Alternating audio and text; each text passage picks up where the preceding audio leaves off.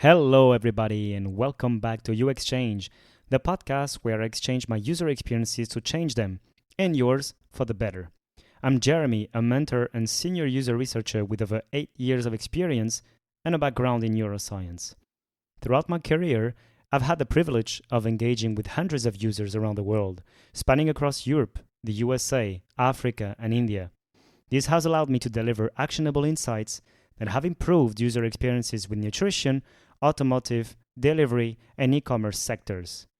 I've created this podcast with the aim of providing my mentorship and educational content, offering actionable tips, knowledge, and guidance in the realm of research, specifically focusing on UX research to anyone having an interest in this area. And I hope that you will find this episode insightful.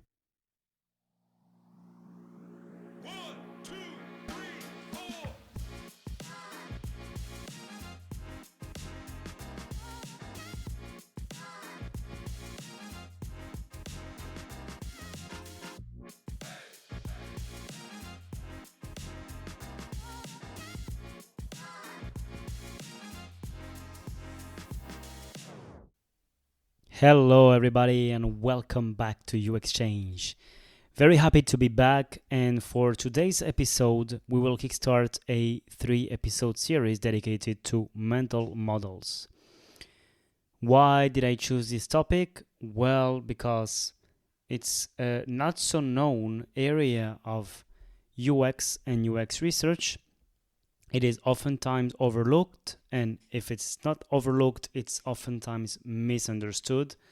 The word itself, mental models, is used sometimes in ways that it shouldn't. So this episode is a tentative from my side to reconcile a bit what we think we know with the reality. And so in this first episode, we will cover why we should make mental models our priority when we want to innovate, create new products, and deliver these products to the market. And also, we will cover the definitions of mental models, what it is not.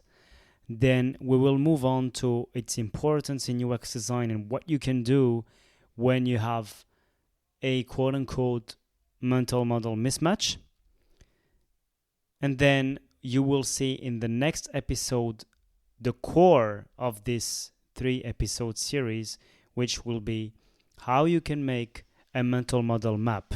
So what should a mental model map look like? And how can you come up with this mental model map? And then how can you use it in the end? And of course, we will move on to how you can identify mental models in UX research and the techniques to fine-tune them over the different studies you will be conducting on the topic. So, without further ado, let's start. What are users' mental models? So, as I was saying at the beginning, mental models is a really crucial concept in user experience design because it represents in the end the beliefs and the assumptions that the users have about a system or an interface or product, a service, anything. Beliefs about how it works. We all have mental models. I have my mental models, you have your mental models, and everyone do have mental models. The trick here is that mental models are highly dependent on the person because they are formed based on the user's prior experiences, their knowledge, their cultural background, and in the end, this will influence how they interact with digital products. And of course, they are formed by experiences, and over time, when products change with new innovations, with new trends, our mental models get updated. And that is why I think it's also important not to consider only the fact that is oftentimes mentioned, and I agree with that we should make products that match users' mental models, but also that sometimes we could, one way or another, update users' mental models, because if we should always confirm users' mental models, we would still be riding horses in the streets. for instance, or whatever. We would still use, for instance, the World Wide Web as we knew it and as we used it in the 90s. And so that is why we all have mental models. Of course, we all expect things to work the way they actually work.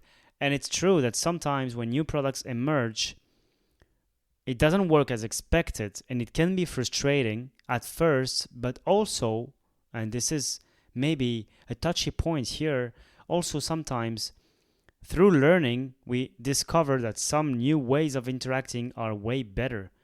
Let's take, for instance, AI. AI right now is kind of new as a paradigm for how we interact with our computers and our new technologies. Overall, some of us, for instance, may not be used to talk to a machine or to chat with them. It's a new paradigm, and as such, for a lot of people, mental models are not existing or existent yet. So we might bridge the gap by using, let's say, interfaces, UIs, flows, and UX that match, or in this case, mental models. For instance, by using chat, we make sure that users are less surprised when interacting with AI because chat, we are used to it. We chat with people all the time. So probably it's not so much of a gap in this case, for instance, but you get the point. When we innovate and when we create products, we should make sure that we are not too far ahead.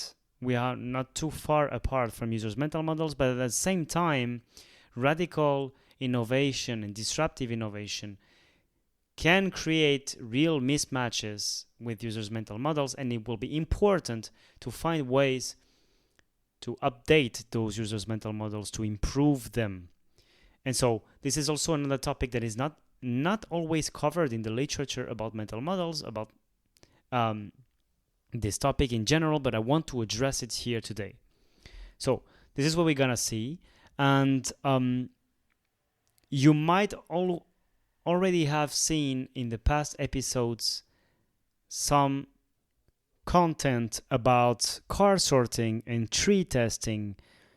In this specific series, in these specific episodes, I want to get into the nitty-gritty of how you should prepare your research plan, how you should prepare your script, how should you analyze your data, and in the end, how can you update all of these artifacts that you can produce firsthand when you do, for instance, some desk research on the topic on your users' mental models. So, as I was saying, mental models are a crucial concept in user experience design. It represents the beliefs and assumptions users have about how a system or interface works. Now, what is my perspective on this, on particularly the importance of making artifacts about your users' mental models? So, throughout my experience, I have had various degrees of, let's say, implication when it comes to mental models. The first ones have been barely making a card sort exercise, analyzing the taxonomy of what users think is the best organization, layout, structure for an app. Okay? And so you have your people, your participants, sorting cards into categories, and this will inform you about how do they structure content into their head. And so this will inform you on how you should structure your website so that it accurately matches what the users expect. Then once you have that, so you can arrive to that conclusion with an open card sort. For instance, if you have no idea about your first level categories for your content, then when you get closer and closer to a high level definition of the sitemap for your website or app, you move closer and closer to a tree test. So you would do in that order from let's say let's say, the lower maturity to the higher maturity, you would do open card sort, closed card sort, tree testing. And you could do even, we could expand even further on this topic with moderated open card sort, unmoderated open card sort, moderated closed card sort, unmoderated closed, tree testing.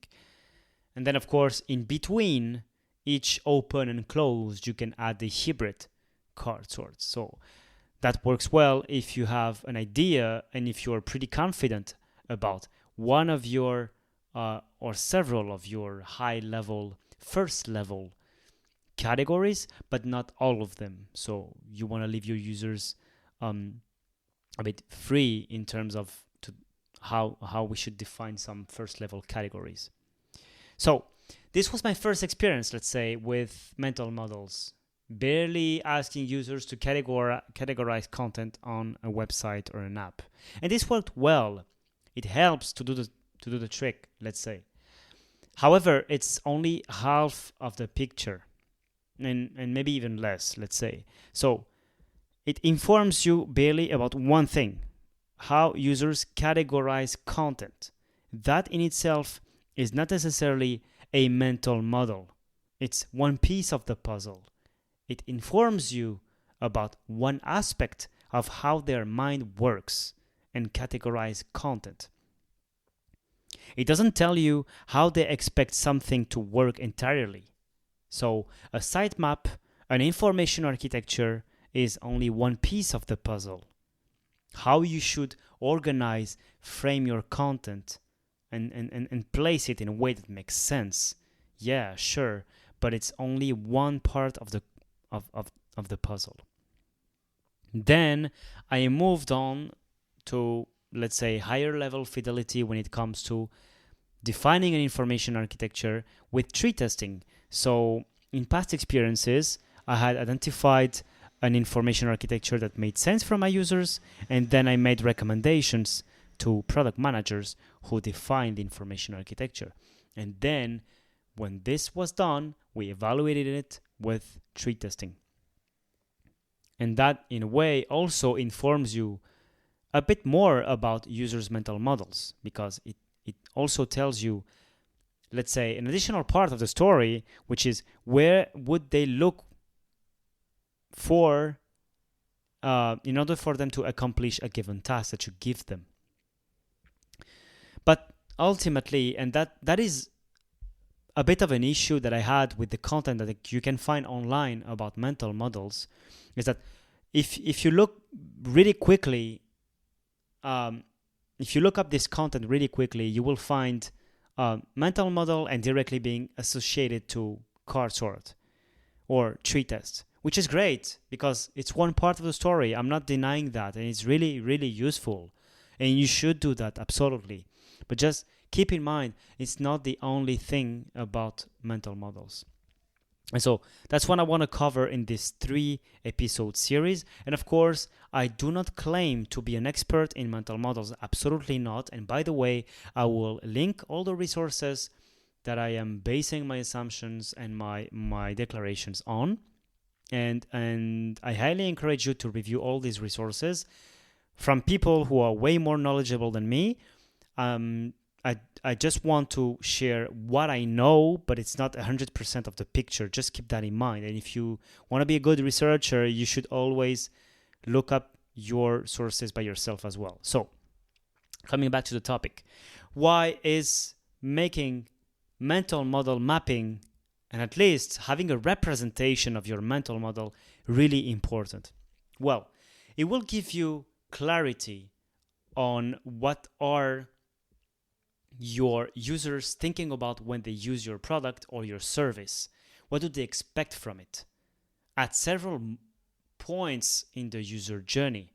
And so it's a bit different from a user journey, because a user journey, in my opinion,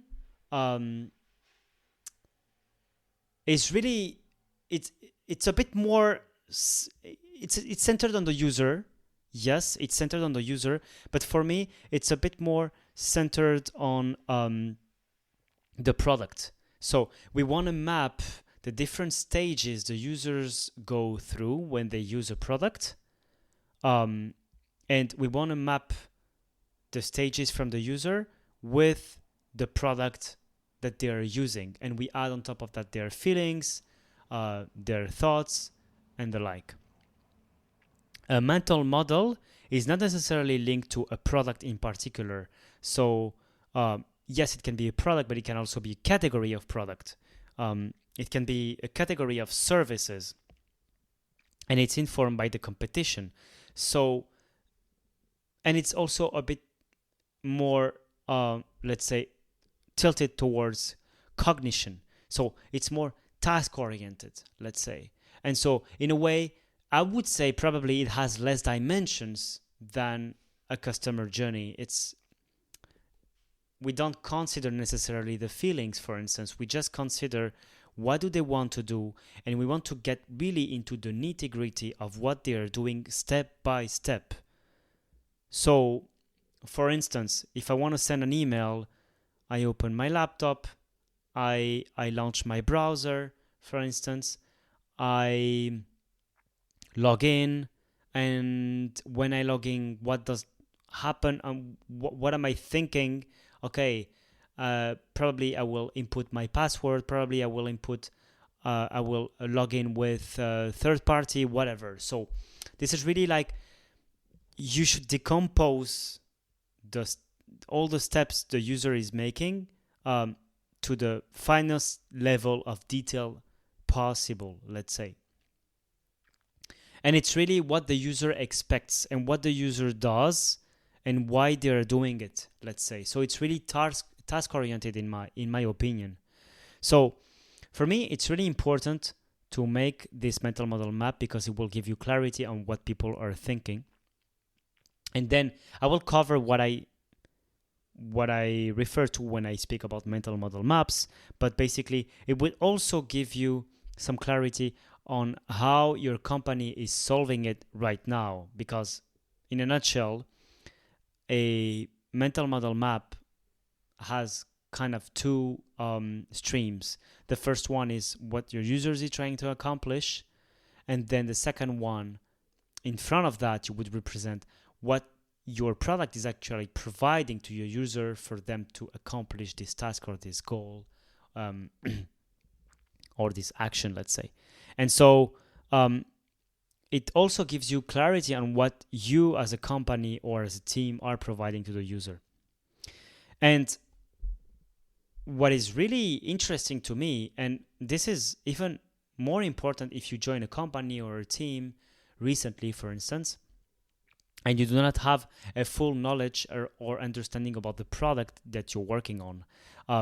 What is really interesting to me as well is that it will also give you some insights regarding what part of the process are you currently lacking knowledge about.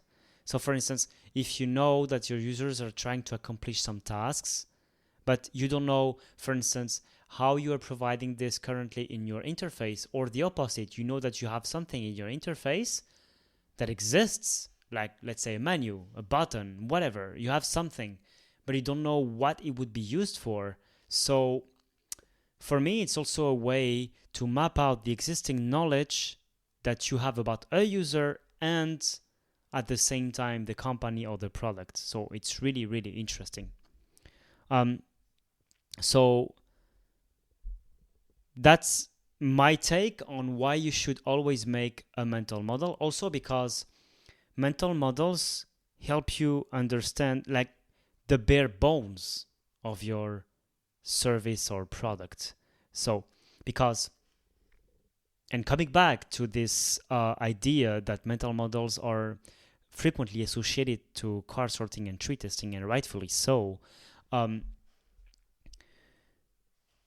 these methodologies of laying out or identifying the information architecture that would best fit your users' mental models are frequently used even before thinking about a low fidelity prototype. We just think about the skeleton, like what would our website, product, service look like? Like, how should we navigate that? Even before starting to think about how it should look like, just what would be the paths that we would take? And so for me, it's really the deepest level to for you to build a product right after the main need and the main problem. What is the main problem your user is having? Once you have that in mind, you can start to formulate it, problem statement, and then you would formulate some value proposition, and then you would have some goal statement. What should we provide our users to solve this XYZ problem? And then once you have that, you would have a backlog of features. This is the role of the product manager, to have that. But these features, once you have them, you have to think about how should we articulate them? How should it look like in a website, in an app, in a flow, whatever. And so that is really the first step, let's say, of defining a structure. And so once you have that, you would then think about how should you design things on top of that. And then maybe the patterns or the trends. And then you would have what is oftentimes represented as an iceberg, maybe the tip of the iceberg, the polished UI, let's say. I want to say polished here because I don't like to say just UI. UI is not only the finished UI. Everything is a UI. If tomorrow I submit a tree to you representing my information architecture, this is a UI. This is a user interface. So it doesn't matter if it's first level or if it's low fidelity, if it's high fidelity, it's a user interface. But what I mean here is that the polished, finished product is only the tip of the iceberg, of course.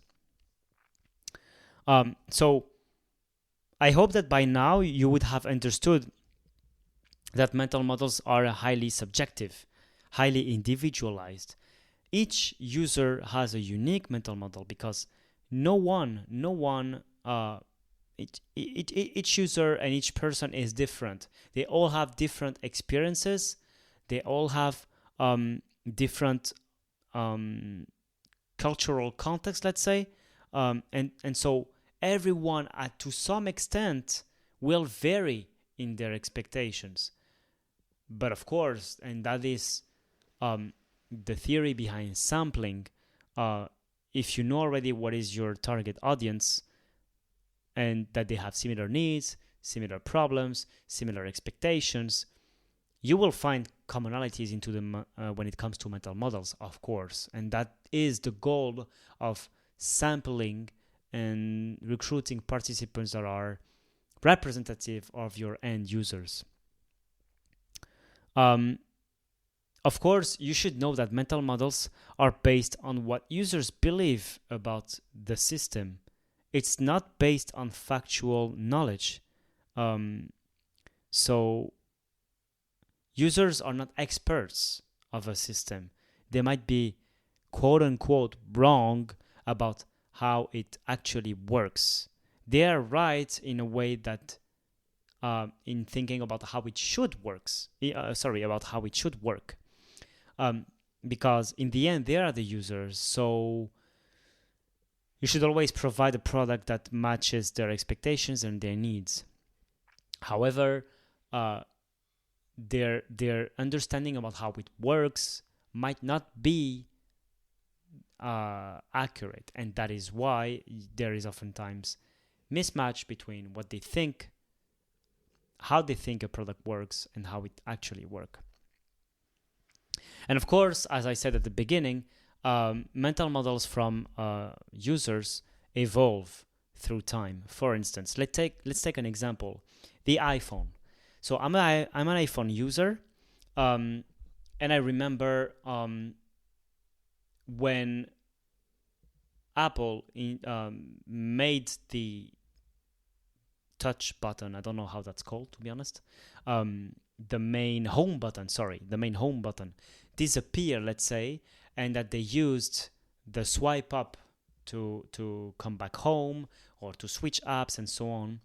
that is a great example of the fact that we are not all used to these new interaction paradigms, or the fact that sometimes you have to long press something to make options appear, or that you have to hold a navigation gesture for something to appear.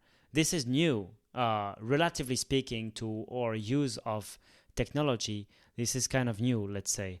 Everything is going fast right now and faster by the time, but still, we can see new interaction patterns emerging through years, but we might as well understand that these are new sometimes, and so it evolves.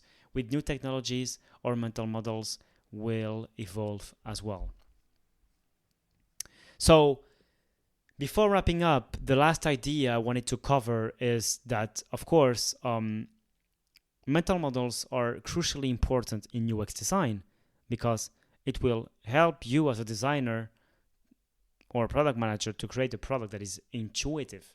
The more you are aligned with your users' mental models, the more it means that your users will use a product in a way that matches the way they think it works, basically. So basically, I will swipe up to come back home because I think this is how it should be done. And if it actually behave this way, well, it's a win for everyone. So it's really important that you make products that actually matches your users' mental models. If there are mental models that are commonly established, up to the point that we almost can consider them, let's say, good practices.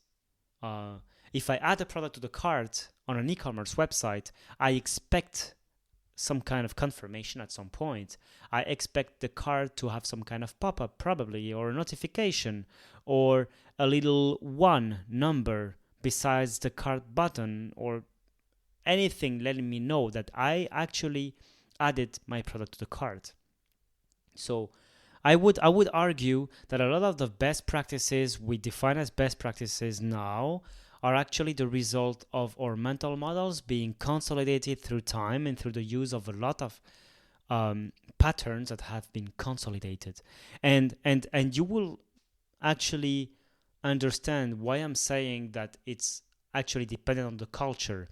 What we are used to use as products, for instance, in Europe or in USA, might be really different as how it's used in Asia, for instance.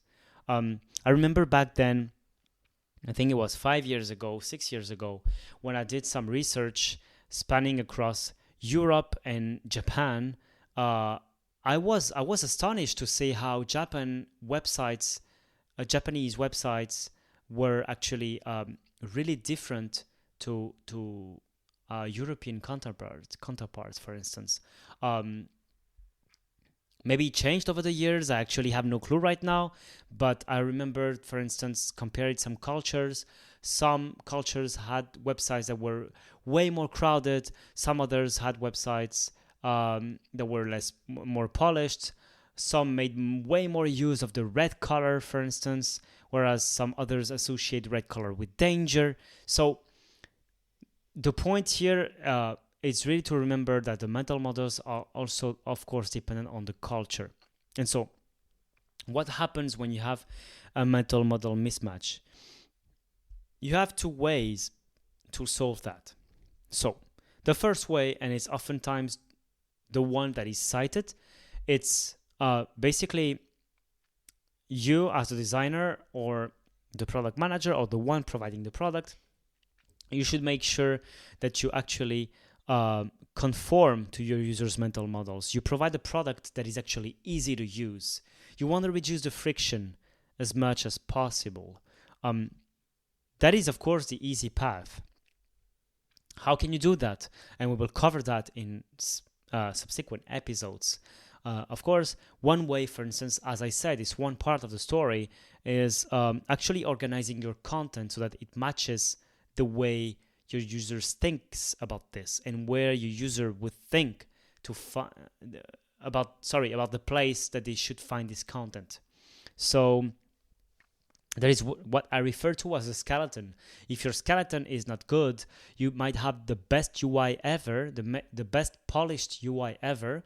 If your user is not able to find the content in the right location, you will not be able to support their goals and to answer their needs, let's say, satisfy their needs. So that would be the first way to address a mismatch between your users' mental models and the product, let's say. So you should be able to conform to your users' expectations. And so this is addressed by resolving information architecture issues with card sorting, with tree testing, for instance, but not only. To be honest, not only. And the more I practice information architecture, the more I discover that card sorting and tree testing are not the only methodologies for you to identify and to describe a user mental model.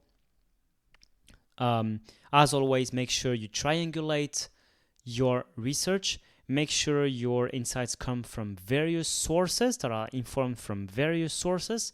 And it's actually possible to inform a mental model diagram from other sources as well. So usability testing, desk research, and the like. For instance, one topic that is really, how can I say, a tangent to information architecture is navigation.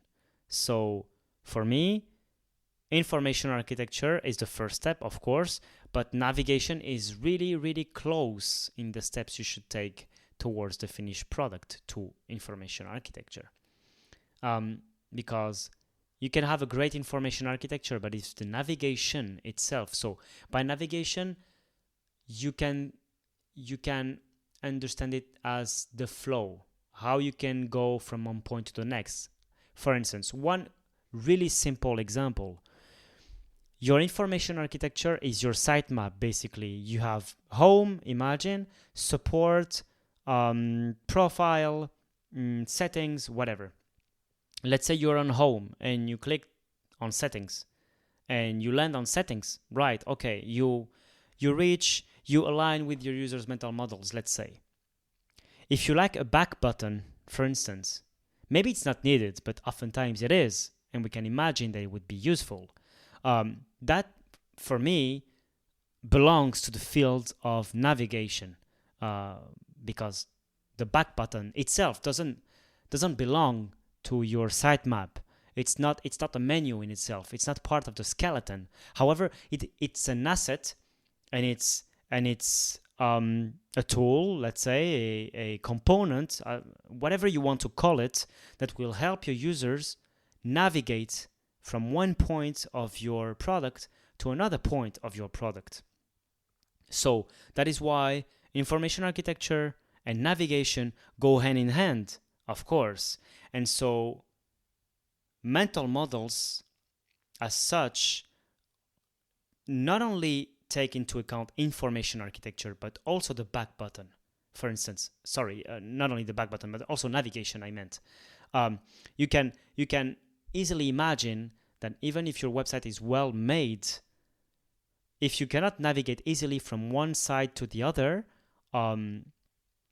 it might be because the navigation is not well made, let's say, and it's not matching your mental model. So all of that to make the point that mental model is not only information architecture, and mental models is not only card sorting and tree testing. I hope I made my point across, and I hope it's clear. That is how I would picture it, let's say. And before ending this episode, there is another way that you can address mental model mismatches. So this, in my opinion, would be more if you want to release a new design or new paradigm, if you want to change the way your users think about the product, and if you want to drastically reinvent something, for instance.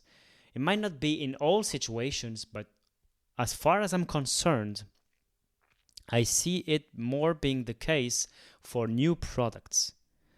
I would be really interested in knowing your take on this, and if you have examples of already well-established products for which this would as well apply. And by this I mean educating your users. So you can also have new ways of interacting that don't align with how users think about the way it should work. Let's take the example of swiping left on a screen, or right, however you see it, from left to right, so that you can go back. This is a fairly, let's say, usual navigation pattern by now. I think that maybe my listeners are used to this navigation pattern, but if you put your thumb on the left side of your screen and you swipe up to the right, let's say, usually whether it's on Android or on iPhone, you will be able to go back on the previous screen, usually. And so that I remember, let's say, I might be wrong, but imagine probably 8 years, maybe more, whatever. Some time ago, it wasn't possible. You had to click on a back button itself. So this is fairly new. Or the aspect of the fact of pinching and zooming with your fingers, for instance. This is also new. Okay, so when you don't know how something works, and this is a new interaction paradigm, it's difficult for you to conform to users' mental models because they have no reference. Remember the definition of mental models. These are beliefs from your users about how something works. It's not actual facts, it's beliefs. When you see something, you think it would behave a certain way. And so this, remember as well from the definition, it's informed by their past experiences. And if they have no past experience about how the system works with this new paradigm you're offering them, they will not know how to interact. So they will need to be, quote unquote, educated. You will need to provide them instructions, tutorials, documentation, and of course still make use of the best practices that you have available for them to understand how to interact. For instance, let's take an example. I have some relatives in my family for whom technology is fairly new, let's say. Well, at least a smartphone, let's say, is fairly new. They might not know that by double tapping a picture, you can actually zoom on it. So for them, for instance, having some kind of tutorial where during the first use, for instance, although sometimes it's very annoying, sometimes it's very useful to know that you can do X, Y, Z pattern of interaction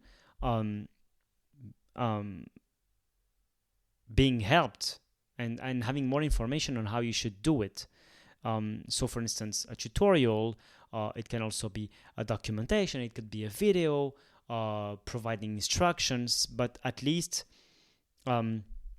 telling your users how something works. Another example that is, in my opinion, also relatively new when it comes to authentication. When you go on a website, the idea of logging in with Google or with Apple or with Facebook, let's say, is also fairly new, relatively speaking, to authenticating. And so that is why you can see that when we log in right now, this is made as simple as possible.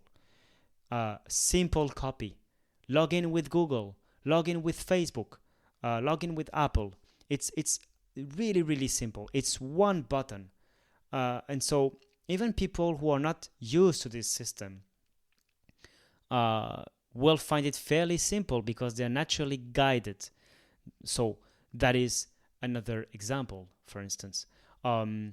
Another example that I find really interesting, and to be honest, that is up for debate because this is really, really new, this paradigm of interacting with AI.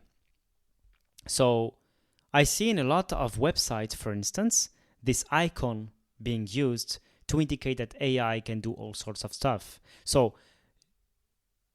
I don't know for you, my listeners, and I would be really interested in knowing what you feel about this, but I felt that this kind of stars icon, whatever that's called, um, so it's an icon representing one or many stars, evoking the sense of magic, let's say. Um, I feel it has been adopted pretty fast by the users, and it has been, let's say, used really almost by all AI companies offering AI products, let's say. Um, Almost as a standard directly. And so this is the first thing. So it directly indicates you that there is some sense of magic happening around here, and that if you click on it, something great will happen. In my opinion, at least this is the way I feel. But again, in my opinion, this would be really worth studying and conducting some research to see how people really feel about this iconography. And you also have the copy that is oftentimes associated to it. Ask AI or ask anything, or providing you example. Ask, for instance, what are my insights regarding my money spending habits, for instance. So they will give you examples. So I hope that with these examples, you can see where I'm coming at with this idea of educating users. Because maybe for phones, smartphones, or computers, maybe the examples are quite old because we are now used to using, for instance, the swipe swipe gestures and so on. But for AI, we can all relate because this is really fairly new to us in terms of end products. And so we can all understand how educating users can be useful when it's a new paradigm that is being used, and that there is no existing prevailing mental models on the topic. And so that is it for today's episode. I really hope that you learned at least one thing. Again, I'm not a mental models expert. As I say in the intro, I'm a professional UX researcher with 10 years of experience, and I know quite some stuff about information architecture. If you have some different pieces of information, knowledge, if you just want to reach out and be a guest on the podcast, I would be really, really happy to hear from you. If you have other resources, other stuff you want me to cover, also I would be really, really happy to talk about that. And again, if you learned at least one thing, for me, that's mission accomplished. And if you like what I'm doing, one way to support this is just to subscribe, to keep on listening, to share with your friends and colleagues, to reach out if you want to. I really appreciate people reaching out, whether it's for mentoring sessions or to make some appearance in the podcast. So this is something that I really appreciate, and it might be happening anytime soon. And so, again, thank you for listening, and see you in the next episode. Bye-bye. And that's it for today's episode. Thank you everyone for joining me today on New Exchange. I hope you found today's episode insightful and valuable. Make sure to subscribe in order for you not to miss the next episode. Share it if you liked it, and leave a review. Thank you for your time and attention. If you have any questions, comments, or suggestions for future topics, feel free to reach out directly to me. You can find all the details in the show notes. And see you in the next episode. Bye-bye.